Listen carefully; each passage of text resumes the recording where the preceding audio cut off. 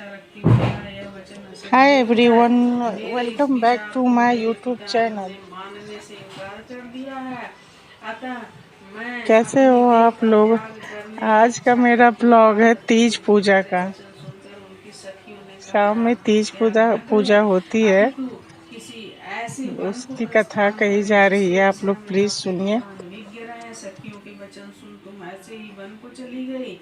दूसरी ओर तुम्हारे दुखी पिता तुम्हें प्रत्येक गृह में ढूंढने लगे। दूतों द्वारा भी इस बात की खोज खबर ली कि किसी देवता, दानव अथवा किन्नर ने मेरी पुत्री का हरण किया है। तब उन्होंने स्वगत ही सोचा, मैंने नारद जी से प्रतिज्ञा की है कि मैं अपनी पुत्री विष्णु भगवान को दे दूंगा। ऐसा चिंतन करते करते हिमवान को मूर्छा आ गई। गिरिराज को इस अवस्था को देखकर सब लोग चित्कार करने लगे। जब उन्हें चेतना आई तो सभी लोग पूछने लगे कि हे गिरिराज, आप क्यों कर मूर्छित हुए, कृपया कारण बताएं। हिमवान बोले, आप लोग मेरे दुख का कारण नहीं जाने तो अच्छा रहे। पता नहीं किसने मेरी प्रिय पुत्री का अपहरण कर लिया है। यदि ऐसा नहीं हुआ होगा तो या वह काले सांप द्वारा कौवे जाने की शिकार हो गई होगी, अथवा उसे सिंह, भालू आदि ने ग्रसित कर लिया होगा। हाय, मेरी बेटी कहाँ चली गई? किस दुष्ट ने उसका वध कर दिया?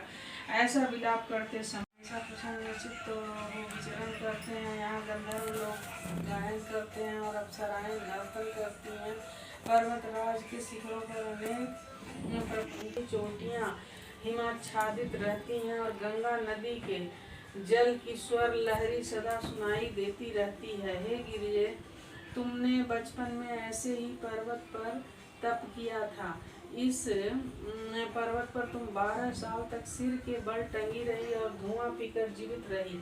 64 वर्ष तक जल में बैठी रहती थी और बैसाख की चिलचिलाती दोपहरी में पंचाग्नि में तप्त रहती थी। सावन के महीने में तुम खुले मैदान में बैठी रहती थी। एक दिन तुम्हारे पिता तुम्हारे इस तरह के हिमवान ने अर्घ्य, पाद, आसन आदि देकर उनकी वंदना की और कहा, हे स्वामी, आप यहाँ किस हेतु आए हैं? मैं धन्य हुआ, आपका आना मेरे लिए बड़ा शुभ है।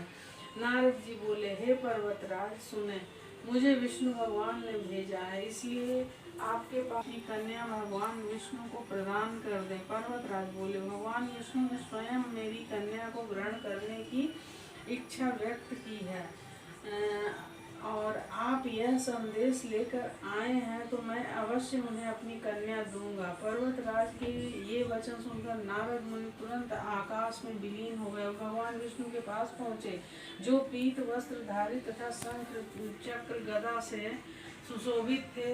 वहां पहुंचकर नारद जी ने करवद्ध हो भगवान विष्णु से कहा, हे देव, सुनिए, मैंने आपका विवाह पक्का कर दिया।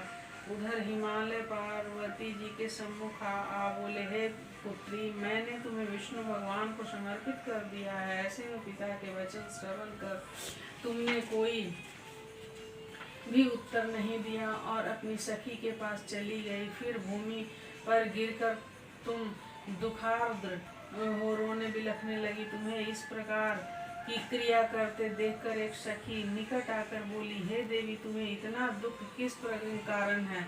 मैं तुम्हारी प्रत्येक इच्छा तीज की कथा सुनने के बाद फिर मैं आ गई हूँ किचन में शाम में नाश्ता बनाने के लिए सबके लिए।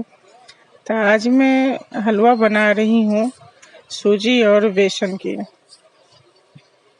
मुझे काम करने का मन नहीं था, पर मुझे नाश्ता तो बनाना था सबके लिए, इसलिए मैं कुछ बहाना नहीं बना सकती थी। मैं सूजी का हलवा बनाने के लिए मैंने घी डाला है। घी में मैंने सूजी और बेसन को अच्छे से भुना है, पर बेसन मैंने थोड़ा सा डाला है, सूजी ज़्यादा डाला है। थोड़ा बेसन मिलाने से ना हलवा बहुत टेस्टी बनता है। मैंने लो फ्लेम पे सूजी और बेसन को भुना है। 5 मिनट मैंने लो फ्लेम पे ही भुना है। उसके बाद मैंने इसमें चीनी डाला है। चीनी आप अपने अंदाज से डालिएगा जितना लगे, जिस क्वांटिटी में आप बनाना चाहते हो उस हिसाब से जितना सूजी रहता है उसका आधा चीनी लगता है। फिर मैं इसमें जब अच्छे से चीनी भी भुन गए तो फिर मैंने इसमें पानी डाला है। पानी मैंने ढेर सारा डाला है क्योंकि सूजी और बेसन भुना तो है पर फिर भी कुछ कच्चा ना रह जाए, इसीलिए मैंने ज़्यादा पानी डाला है। मैंने ड्राई फ्रूट्स डाले हैं, काजू, किशमिश और बादाम। बाद में मैंने इलायची कूट के इस पे डाला है फ्लेवर के लिए। जब मेरे हलवा बन के तैयार हो गए, मैं साथ में चलाती रही हूँ, नहीं तो नीचे लग जाते हैं। अब मेरे पानी सारे सूख गए हैं हलवा से। अब मैं इसको 2 मिनट के लिए मैं ढक के रखूँगी, उसके बाद मैं सबको नाश्ता दूँगी। बहुत अच्छा बना है, थैंक यू।